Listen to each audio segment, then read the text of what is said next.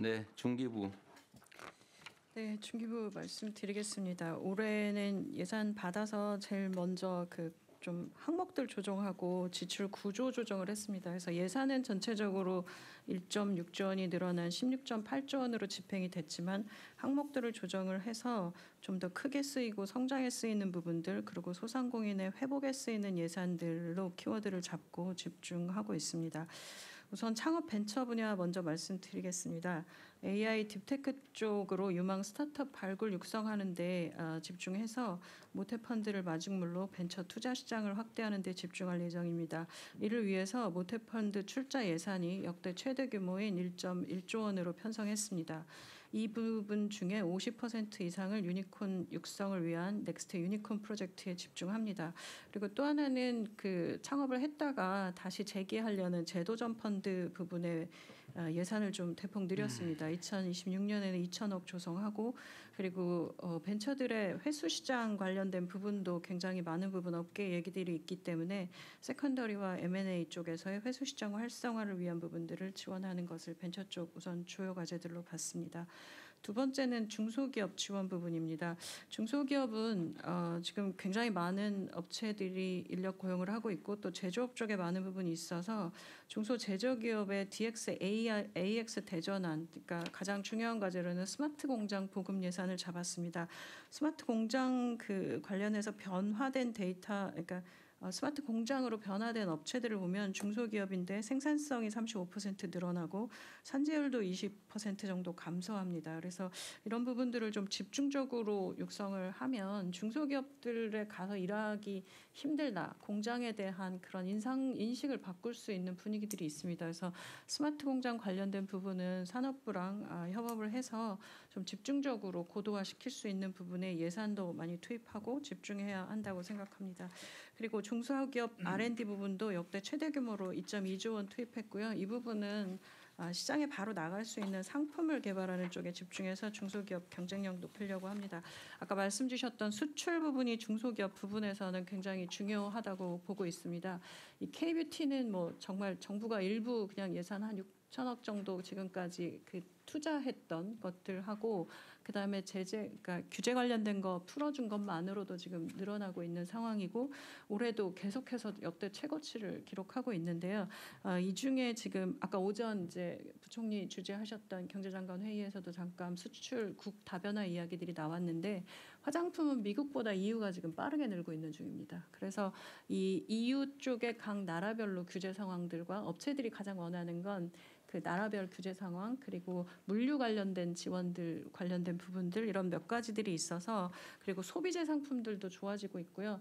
지난번 말씀하신 역직구 외에 온라인 수출이라고 해서 온라인으로 수출하는 부분들도 지금 금액이 크지는 않지만 1조 정도 올라오고 있는데요. 이 부분의 품목들이 화장품, 의류, 그다음에 완구 이런 가벼운 물건들 그리고 작년 같은 경우는 서적도 있습니다. 그래서 이게 항목이 어떤 항목인지를 좀 봐서 관세청하고 좀 세부적인 데이터를 보고 이 중에 상위 기업 중에 일본, 중국, 미국은 저희가 예상할 수 있는 나라들이지만 영국과 네덜란드도 있습니다. 그래서 이런 부분들이 지금 이제 중소기업 부분에서는 집중적으로 EU와 부분에서 봐야 할 거라고 보이고요. 제가 유럽에 3년 동안 있으면서 공관들이 많이 하시는 문화원과의 협력, 문화원에서 영화 상영제 했을 때 외국 분들 오시는 거, 그리고 대사관에서 관련된 K푸드나 K뷰티 관련된 페스티벌 좀 열어주시고 그리고 막걸리 소개하는 행사 이런 거 크고 작게 많이 하실수록 외국인들이 직접 와서 많이 오시고 그걸 통해 또 국내 여행까지 오시는 이런 부분들도 봤습니다. 그래서 그런 부분들을 좀 같이 관련 부처들이랑 협업해서 중소기업 상품들이 소개되는 판촉 행사 같은 것들을 좀 해보려고 합니다. 소상공인 부분에서는 경영안전 바우처를 좀 집중적으로 예산을 배정을 했습니다. 그리고 또 하나는 소상공인들은 폐업의 전후로 폐업을 결심하는 데까지 걸리는 기간이 1.4개월 정도 걸린다고 합니다. 너무 긴 시간 동안 금융에 이자 내고 하는 상황 속에 노출되어 있으셔서 폐업도 좀 빨리 하실 수 있도록 도와드리는 예산 좀 늘리고 그리고 재기도전 관련된 사업 예산으로 좀 집중할 예정입니다. 그리고 지금 9월 동행축제 진행 중인데요. 다 보시는 분들 전국에 144개 행사가 열리니까 모두 가셔서 좀 중소상공인들의 물건들 사주시면 좋겠습니다. 이 동행축제가 하고 온누리 상품권이 소상공인과 전통시장의 대표적인 소비진작 프로그램이라고 생각하고 있고 이 부분을 통해서 통상적으로 올해 한 1조 정도의 추가 판매 매출이 날 것으로 예상이 됩니다. 그래서 이 부분의 소비진작 행사에는 온라인과 오프라인 그 상점들과 모두 다 공동으로 진행하기 때문에 이 부분을 조금 더 큰 판촉 행사와 축제로 좀 만들어 보려고 생각하고 있습니다. 그리고 지역 대표 기업 관련해서는 뭐 계속 말씀들 주셨는데 5국 3특 중심의 지역 창업 허브, 특히 중소기업은 수도권과 지방으로 보면 50% 정도가 지방의 중소기업들이 위치하고 있습니다. 그래서 이런 부분들에 대해서 어떻게 저희가 지원할 건지는 그 지역시대 위원장님하고도 좀 상의 드리고, 그리고 지역 창업 허브를 지금 있는 굉장히 많은 시설들이 있는데 이걸 좀 종합적으로 해서 지역 창업 허브를 만들어가는 부분들을 집중하는 것이 지역 창업 쪽에서 중기부가 생각하는 부분입니다. 납품대금 연동제하고 기술탈취 근절 부분들은 좀 집중해서 현장에 안착하도록 해서 중소기업들이 공정한 환경 속에서 사업할 수 있도록 하겠습니다. 마지막으로는 현장 간담회 통해서 가장 많이 나온 이야기는 중소기업 중기부가 집행하고 있는 많은 지원 사업들이 많지만 잘 모르겠다, 너무 어렵다라는 말씀들이 많으셔서 올해 중기부 자체 내부적으로 가장 중요하게 생각하고 있는 변화 과제는 정책의 전달 차계와 사용자 중심의 용어들, 그리고 서류 간소화하는 부분들, 그리고 심사 과정에서의 AI 활용 관련된 부분들입니다. 이 부분에 집중해서 소상공인의 부담도 완화하고 내수 활성화하고 중소기업들이 강한 중소기업이 되도록 하는 데 집중하겠습니다. 그리고 지금 아직 준비는 못했지만 집중적으로 보고 있는 부분이 1인 사업자의 증가입니다. 1인 사업자가 지금 22년 기준으로 해서 614만까지 올라왔다고 하는데요. 제 1인 사업자들은 사업자인지 고용자인지도 이제 계속 고용부 장관님하고도 말씀드리지만 또 하나는 플랫폼 노동자의 상황이기도 하고 왜 1인 사업자 이렇게 많이 늘고 있는지 2022년의 데이터만 봐도 이래서 이 부분은 좀 더 세부적으로 좀 상의 드리고 본 다음에 세부 안들을 다시 보고 드리고요. 또 한 가지는 지난 주말에 그 소상공인 대회 갔었는데 중소기업도 소상공인도 모두 다 업주분들이 우리가 이제 너무 나이가 들었다. 그래서 60이 넘어가니 이 부분에 대한 승계와 그다음에 M&A 부분 또 소상공인들도 모두 같은 문제 속에 있으신 것 같습니다.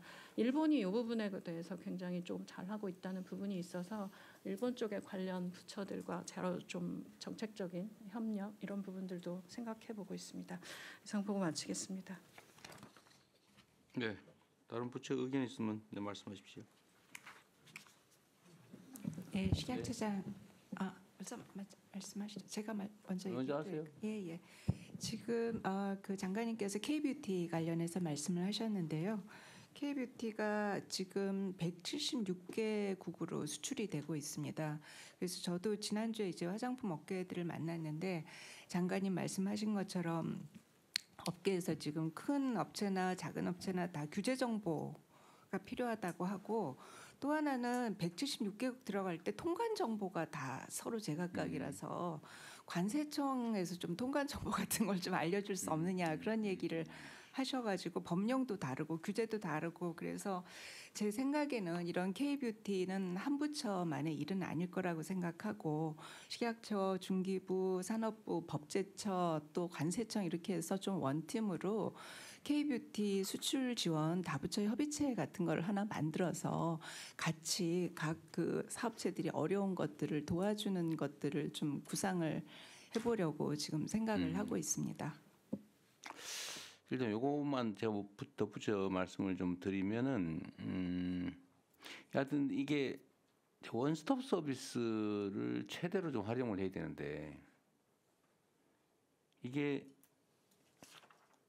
민간인 입장에서는 창구가 막 여러 개 있는데 다 일일이 조사하려면 이거 좀 짜증날 정도인데 지금 기술 탈취 때도 똑같은 이야기가 나와서 이제 중기부 차관 중심으로 해서 원스톱 지원센터 만드는 방안들을 만들고 있는데요. 그러니까 계속 보면 부처가 보이고 그 사업자들은 어디 가서 누구와 이야기해야 될지도 모르겠는데 이제 이런 부분들이 있습니다. 그리고 수출 정보도 지금까지 저희가 수출 정보를 중기중앙회 통해서 굉장히 많은 부분 전달해 드렸다고 생각하고 있었는데 스타트업들은 우리는 중기중앙회랑 연결이 좀 안 돼서 정보가 잘 안 왔다. 그래서 수출 정보도 저희가 중기부가 지금 관여되어 있는 여러 협회들의 동시에 다 같이 한꺼번에 드리는 방안. 그래서 이거 원래는 네. 예를 들면 중소기업부에 관할하는 어떤 기업의 수출 문제라고 하면 사실 그거를 중소기업을 관할하는 데는 주로는 중소기업부니까 중소기업의 누군가가 다른 부처의 것들을 다 모아가지고 여기서 처리해 주면 되거든요. 이게 해당 공무원은 귀찮을 텐데 네. 정부 역량의 합리적 배분이라는 측면에서 보면 그게 총량으로 따지면 훨씬 더 편하거든요. 네. 이제 정부 전체 입장에서 보면. 네. 그런데 이걸 따로 처리하면 다 처음 시작해야 되잖아요. 그러니까 정부의 행정 역량이 낭비된단 말이에요. 그래서 이거 행정개혁 이 부분은 우리 정부의 행정개혁은 어디가 담당해요? 행안부가 합니까? 행정개혁은 누가 담당하지? 어느 부처가 담당해요? 예를 들면 시스템을 고치거나 뭐 이런 거. 네, 행안부 장관 잠시 나갔는데 잠시. 행안부가 담당하고 있습니다. 이거를 기본적으로 원스톱 서비스라고 하는 개념들을 우리가 말은 많이 하는데 실제로는 잘 안 되는 것 같거든요. 그런데 이 원스톱 서비스를 도입을 해야 돼. 그래서 다른 부처 갔다 오세요 할 게 아니고 자기가 해주면 되죠.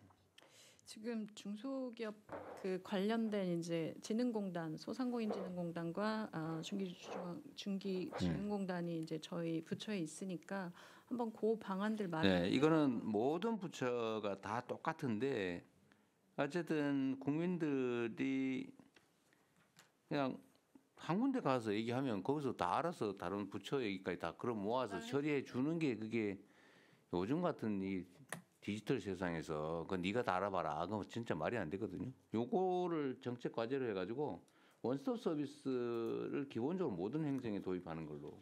예를 들면 인허가도 한 군데 하면 나머지 뭐 협업할 부분은 다 거기서 모아서 되면 되고 안 되면 정리를 해줘야지.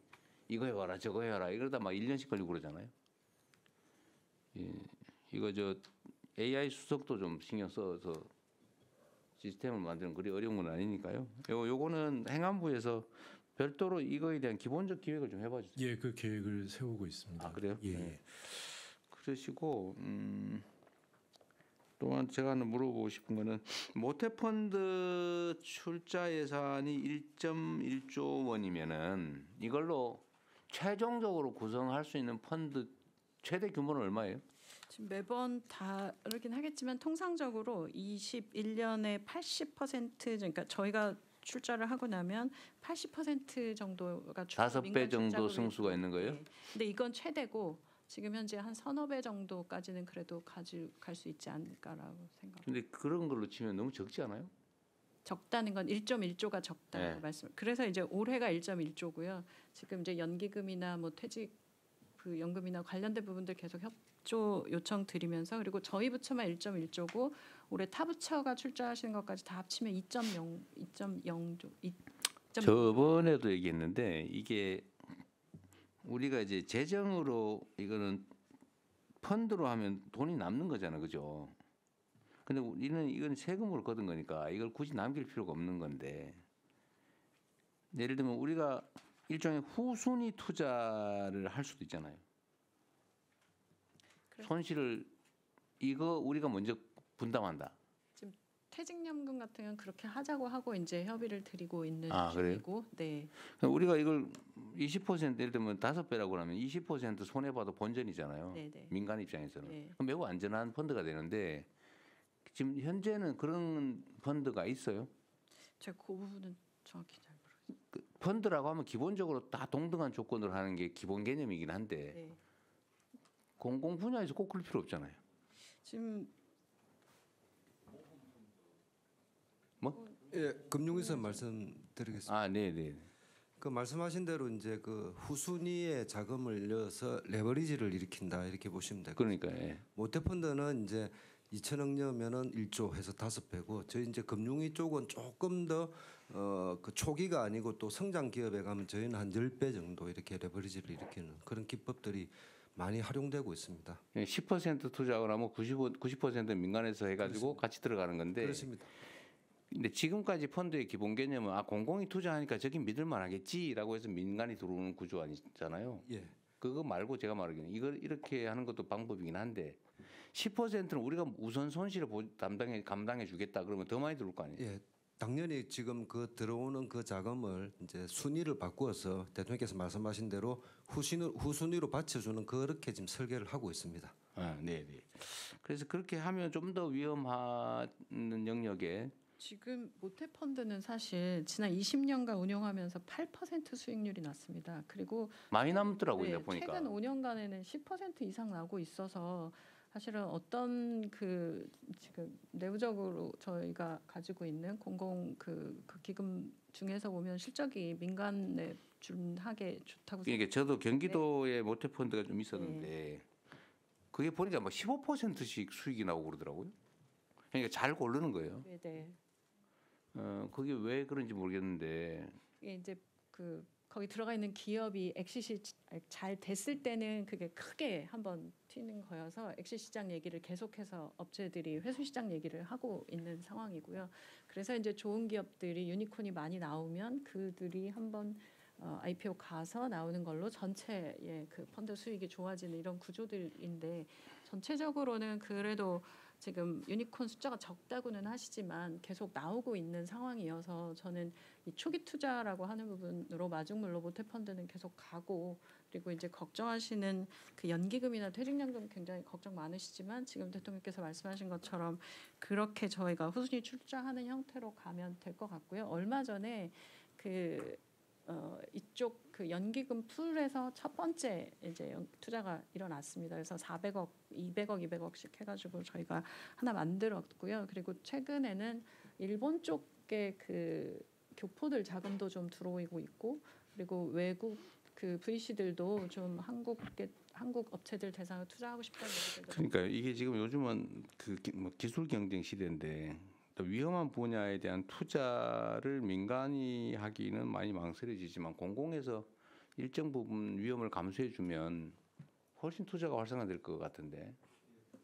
예, 그렇습니다. 지금 이제 성장 정책위에 안정적인 이런 재정의 운용, 민간 자금의 운용으로는 저희가 이거 따라잡을 수도 없기 때문에 조금 더 모금 자본, 인내 자본에 대한 투자가 좀 필요하고 있고요. 아마 그런 기법들은 재정에서 조금만 도와주시면은 그러니까. 금융에서 10배, 뭐 20배 이렇게 할 수 있고 그렇게 하기 위해서 저희가 아까 대통령께서 말씀하신 대로 생산적 금융을 좀 적극적으로 추진하려고 지금 준비하고 있습니다. 그러니까 기본적으로 이제 금융기관들이 그 예대 마진이 아니라 어쨌든 투자를 통해서 좀 사업을 하도록 바꿔가야 되는데 그것도 그렇게 쉬운 건 아니니까 일단 재정 분야에서 위험 감수를 좀 더 모범적으로 해주면 더 좋겠다. 우리는 돈을 잘 쓰는 게 능력이잖아요. 돈 아끼는 게 능력이 아니고. 예, 너무 많이 안 주셔도 적당하게만 주시면은 저희가 적당하게 좀 주세요 그러면. 우리 저희는 재정을 최소화시키면서 레버리지를 최대한 일으키겠습니다. 그러니까 저는 저 모태펀드 운영할 때요. 네. 적어도 1조 1000 같으면은 이거 비율을 25%부터 50% 가든 제가 그 자펀드 구성할 때요. 그걸 잘 하셔야 돼요. 왜냐하면 네네. 자펀드 구성할 때 받은 사람들이 재정이 20% 들어가더라도 자기 80% 돈이 들어가니까 굉장히 안정적으로 운영을 합니다. 그래서 아까 대통령님 말씀하신 것처럼 20%를 아예 그냥 매장에 깔아준다든지 이거는 손실을 나더라도 정부하겠다. 그 대신에 우선 부담해주겠다고 하는 게. 이런 것은 조건에 우선 투자해라 해서 1조 1000억 중에서 2,500원 뭐 그렇게 운영하다는 그거는 중기부에서 설계하기 나름이거든요. 네. 이게 좀 제 최종적인 얘기는 네. 너무 적다 그 말이에요. 네. 대통령 그 이제 그 전체의 구조를 보면 이제 모태는 한자가 모자를 쓰기 때문에 초기 기업을 양성하는 겁니다. 예를 들면 뭐 한 50억, 100억짜리를 양성하는데 그거는 저희가 국가적으로 비교하면 결코 작은 수준은 아닙니다. 근데 돈이 어디 필요하냐면 R&D나 기술 투자를 하려면 500억, 1000억이 필요하거든요. 그 자금을 지금 해외 투자자들이 지금 투자하고 있고 오히려 이 모태를 기초로 한 스케일업 성장하는 그런 1000억, 2000억을 투자할 수 있는 그런 지금 자금이 지금 대한민국에 없기 그거 하려면 때문에 뭐가 필요한데요? 그건 저희 이제 금융위에서 그런 그 못해는 초기, 예, 금융위는 아까 레버리지가 중기부는 5배지 않습니까? 저희는 한 10배, 15배를 일으키는 규모가 더 큰 자금을 하는데 아까 말씀대로 재정이 조금만 들어오면은 저희가 그걸 가지고 은행들 그다음에 연기금들 이런 자금을 받아서 근데 지금 그 재정이 없다는 거예요? 재정이 일부 조금 있습니다. 얼마 있어요? 제가 알기로는 1년에 한 예산 딸 때마다 한 1,000억, 2,000억 정도. 그 정도밖에 안 되는데 얼마나 늘리면 돼요? 그 많이 안 늘려도 저희가 할 수 있을 것 그러니까 같아요. 얼마 부르세요. 많이 주시면 더 좋은데요. 그러면 제 그걸 생각에는 뭐 한 지금- 2, 3천억이든 한 5천억이든 하면 그러면 금융기관들은 거기에 맞춰서 훨씬 더 많이 할 수 있다는 그렇습니다. 거예요? 예를 들면 지금 뭐 별도로 한번 얘기 한번 해보십시오. 이번에 저기 이미 내긴 했지만 필요하면 국회 심의 과정에서 조정하면 되니까요. 네, 저는 그 금액 한번 부분은 자 먼저 네. 금액을 말씀을 좀 네. 먼저 하세요 그럼. 예, 그 제가 보기에는 지금 그 중기부 장관님 말씀하셨던 대로 이 성장하는 스케일업 그다음에 이렇게 들어온 벤처 자금이 나가는 해수 시장을 이제 양성해야 되는데 그런 펀드를 제가 보기에는 저희가 금융위가 이제 설계한 거는 재정에 도움 없이 한 2조 원 정도를 저희가 하려고 지금 준비했습니다. 거기에 재정이 뭐 한 5천억만 넣어주면은 해주면, 훨씬 그러면. 큰 규모의 훨씬 큰 얼마? 제가 보기에는 저희 한 10배 정도 할 수 있을 것 5천 같습니다. 정도 할 수 있다. 예, 예. 그러면은 그만큼 사실은 새로운 투자가 뭘 대체되는 것도 있긴 하겠지만 투자 시장이 열리는 거죠. 그렇습니다. 예. 충분히 소화된다. 예, 그렇습니다. 예. 뭐 좀 고민을 좀 해보시죠. 어쨌든 기업들한테 좀 투자자, 벤처 사업자들한테 기회를 줘야 될 거 아니에요. 네, 그 지금 말씀하신 것처럼 저렇게 만들어지는 것도 가능하고 그리고 필요하다고 보는데 모태 펀드에도 여러 가지 규정과 그 제한들이 좀 있습니다. 그래서 이건 되고 이건 안 되고, 그러니까 지금 이제 그 스타트업들에서 성장이 좀 된 어저께 그저께 업스테이지 대표를 만나 보면 본인도 이제는 좀 1,000억쯤 받고 싶은데 국내에서는 가능하지 않은 규정 속에 있다. 그래서 해외 VC들이 들어올 때는 한국에서 이제 한국 모태나 이런 한국 VC들이 펀드들이 같이 매칭할 수 있는 기준들 같은 것들이 좀 더 조정되면 어떠냐 뭐 이런 얘기들을 하시긴 했는데요. 사항들을 한번 좀 부총리께 상의도 네. 좀 드리고 해서 내용들 상의 드려가지고 방안 좀 이게 지금 투자할 수 있는 데가 일단은 이제 재정을 기반으로 하는 모태 펀드든 뭐 이런 게 있을 거고, 아니면 금융기관들이 하는, 우리나라 금융기관은 거의 안 하긴 하지만 원래 금융기관들이 해줘야 되는 거잖아요. 그리고 개인들은, 민간 개인들은 이런 데 참여할 기회를 만들어 줄 수는 지금 없어요. 엔젤이라고 해서 엔젤 투자자들이 있는데 그거는 또 엔젤 투자자라는 자격을 별도로 가져야 하는 게 그래서 있어요. 내가 그 얘기를 하는 건데, 민간에서 투자하려면 무섭잖아요. 원금 날리지 않을까. 그거를 저기 보장을 해주는, 재정이 그걸 보장을 해준다든지 일정 정도를, 그렇게 하면 공포감이 좀 줄어들 거 아니에요. 예, 그러면 민간 개인들도 투자할 기회가 좀 많아지지 않습니까? 예, 그렇게도 볼 수 있지만 이제 한국에 지금 생각보다 돈이 지금 굉장히 많은 나라로 볼 수 그러니까요. 있습니다. 그래서 제대로 된 투자와 제대로 된 성과를 내면은 소위 말하는 전문 투자자 내지 그러니까 재산이 좀 많은 사람들은 적극적으로 참여할 여지는 있다고 봅니다. 이제 그걸 하기 길을 열어주자는 거예요. 예, 그렇습니다. 그런데 그런 그 세제 지원이나 이런 후순위 바치는 거는 그 최소한으로 일단 하는 게 맞을 것 같습니다. 그래서 그런 조금만 이렇게 늦게 할 수 있는 그런 그러니까. 구조를 설계를 하면 많은 자금이 조금 더 미래 생산 이런 쪽으로 좀 오지 않을까 그렇게 생각합니다. 이건 중소기업부이기보다는 이제 사실 금융위 소관일 가능성이 많은데 요새 금융위가 열일하고 있더라고요. 감사합니다. 아주 잘하고 계십니다. 감사합니다. 이것도 한번 잘 구상해 보시죠 그러면. 네. 전에 저 중소기업 관련해서 제외 국민들 중에 소상공인들이 꽤 있고 그 모임도 있습니다. 그래서 그 활용하시는 것도 함께 생각해 보시면 좋겠습니다. 네, 네. 그 역직구 시장 그 좀 넓히는 거 요거는 누가 하고 있어요? 전에 제가 얘기 한번 했었던 것 같은데 역직구 시장이 너무 우리는 위축돼 있다. 이거 좀 키워야 된다라고 그때 얘기했는데 이건 어느 부처가 담당합니까? 예, 저희 국무조정실입니다. 지난번에 대통령께 한번 보고를 드렸는데요. 네. 그 관세 관련해 가지고 이제 시작이 저희가 지금 굉장히 역직구 분야에 있어서 외국에서 저희가 사는 건 굉장히 많은데 나가는 게 거의 뭐 때문에 10분의 1도 안 된다고. 예. 그래서 그 부분을 좀 활성화시키기 위해서 저희가 팀 모아가지고 연구 중이에요. 연구 중. 어느 부처가 할지는 아직 미정이고. 예, 뭐 부처가 많이 들어가 있습니다. 너무 오래 연구하시면 안 돼요. 예. 보고 드리도록 하겠습니다. 네. 어쨌든 이게 아마 중소기업들이나 벤처기업들한테 되게 중요한 역할을 할 수도 있을 것 같아요. 그다음에 이거 자체를 이제 광고하거나 뭐 이런 것도 연구해봐야 되고 결국 이제 한류를 잘 활용해야 되는데. 그다음에 전에 우리 그 대규모 국가 단위 할인 축제 같은 거 한번 해보자고 얘기했잖아요. 할인 축제. 광군제를 비교할 건 아니지만. 딴 데다 얘기했나? 여기서 얘기 안 했어요? 어딘가에 얘기했는데. 네, 대통령 제가 중기부하고 금융위하고 해가지고 지금 대통령 말씀하시는 게 전체를 모태 초기 단계, 그다음에 성장 금융 단계, 그다음에 역직구 이런 걸 좀 해가지고 제가 중심이 돼서 한번 대책을 하면. 네, 이 소비 진작을 위한 대규모 연간 연례 행사로 우리도 할인 축제 같은 거 한번 해보자. 잘 안 팔리는 거 한번 대규모 할인해서 한번 팔고 그러면 연간 일정 시기에는 소비 진작이 좀 되지 않을까 그 생각이 들던데요.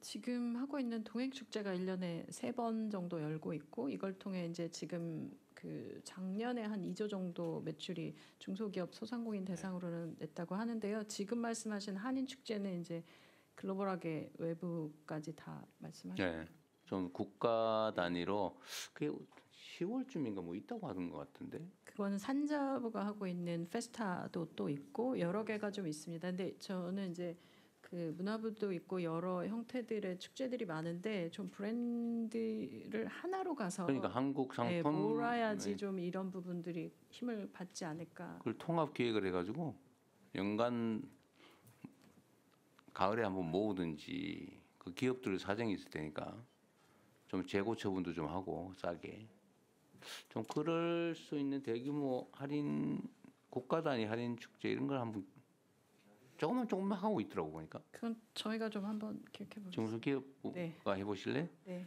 그러면 요거를 이 기존에 있는 거 다 파악하고 필요하면은 그 이럴 때는 예를 들면 우리가 소비 쿠폰을 지역 화폐 형태로 보통 6%, 10% 지금은 이제 15% 정도까지 늘리고 있는데 저는 이 기간 예를 들면 이런 기간에는 소비 쿠폰을 일정 품목으로 다 정리를 한 다음에 20%, 30% 이렇게 해줄 수도 있잖아요. 기업들이 공급하는 가격도 확 내리고 네. 여기다가 소비 쿠폰을 물론 일정한 한도를 정해야 되겠지만 거기에 만 30% 주면 실제 가격의 한 절반 정도에 살 수 있는 기회가 1년에 한 번쯤 생기는 거죠.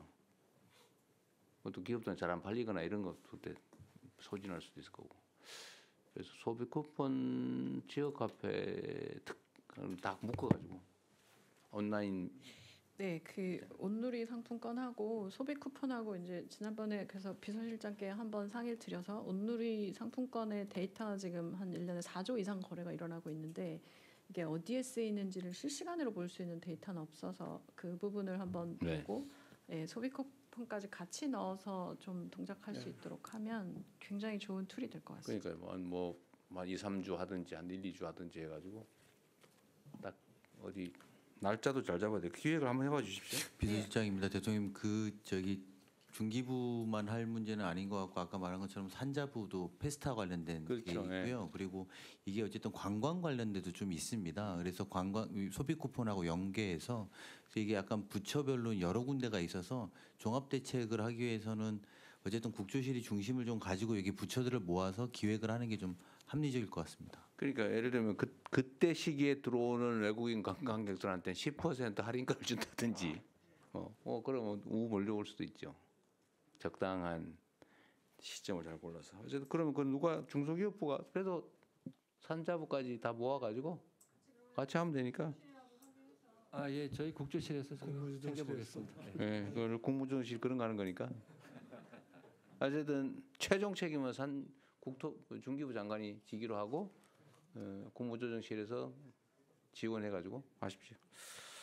그리고 지역 지원 중기부도 좀 그런 걸 해주면 좋겠는데 대기업들은 지방으로 가기가 쉽지 않잖아요. 근데 중소기업들이나 아니면 벤처, 뭐 소기업 이런 데는 지방으로 가는 게 별로 부담이 없거든요. 여기 지방 지원 정책을 중기부에서도 좀 집중적으로 발굴해 보시면 어떨까 싶어요. 네, 지금 보고는 있고 이제 뵐 건데요.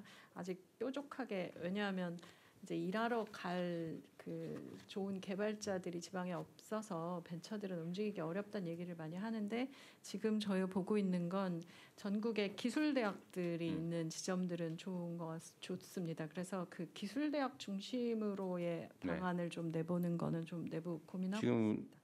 몇 개 핵심 거점 대학들의 특성화된 지원을 하는 건 다 알고 계시잖아요, 그죠? 네네네.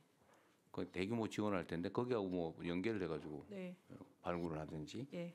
어쨌든 소기업들이나 벤처나 스타트업들은 오히려 더 몸이 가벼우니까 지역을 차등해서 지방 우선 우대 이거를 좀 많이 연구해 보세요. 그러겠습니다. 네, 마지막 네, 금융 분야. 네, 예, 잠깐만 말씀하세요. 말씀하시고 먼저 하고 가시죠. 그럼. 중소제조기업 자동화 관련해서 하나 말씀드리면 그 AI 강국위원회에서 나왔던 안입니다. 그 중소기업 자동화와 로봇 도입이 시급한데 문제는 자동화 공장을 설계하는 능력, 그러니까 어떤 로봇을 어디에 투입하고 또 로봇의 이동 경로를 어떻게 설계하는가, 이걸 잘 몰라서 사실 중소제조기업들이 자동화에 실패하는 경우가 굉장히 많습니다.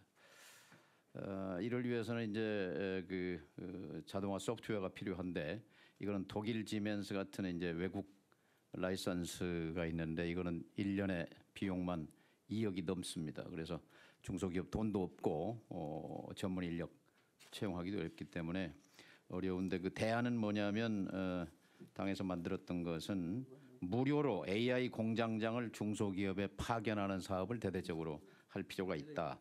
모두의 AI 공장장 파견 사업입니다. 피지컬 AI 기술을 활용해서 3차원 시뮬레이션으로 공장에 로봇 투입과 자동화를 설계하는 그런 사업인데요. 이렇게 되면 이제 대기업만 활용하던 AI 기술을 중소기업이 도입하게 되면 대기업과 중소기업 간의 생산성 격차가 OECD 평균에 지금 2배가 넘는데 중소기업의 생산성이 이 선진국 평균에만 도달해도 잠재 성장률이 1% 이상 올라갈 수 있다. 이런 전문가들 분석입니다. 젠슨 황이 이제 미래는 피지컬 AI에 달려 있다 이렇게 강조했는데 좀 더 피지컬 AI에 집중해 주십사 이런 말씀드립니다. 네.